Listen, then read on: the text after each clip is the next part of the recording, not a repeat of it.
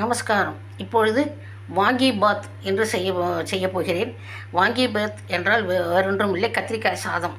இது கர்நாடகாவில் வாங்கி பாத் என்று சொல்வார்கள். 1/4 கிலோ கத்திரிக்காய், ஒரு 10 முந்திரி பருப்பு, ஒரு 6-7 மிளகாய், 2 டேபிள் ஸ்பூன் உளுத்தம்பருப்பு, 2 டேபிள் ஸ்பூன் கடலப்பருப்பு, ஒரு மூடி தேங்காய். முதலில் இவற்றை வறுக்க வேண்டும்.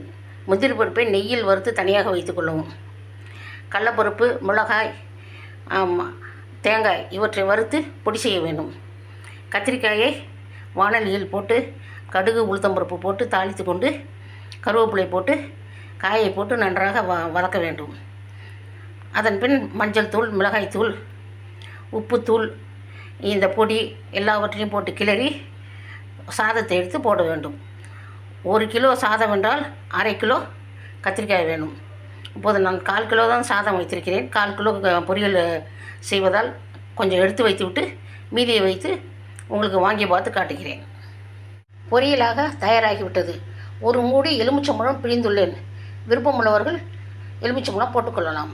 இப்போது பாதி பொரியலை எடுத்து வைத்துவிட்டு சாதத்தை போட்டு கிளறப் போகிறேன்.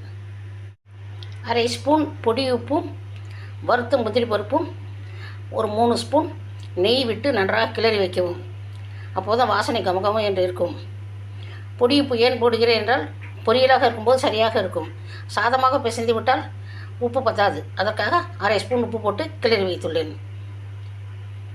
சுவையான வாங்கி பாத் தயார்.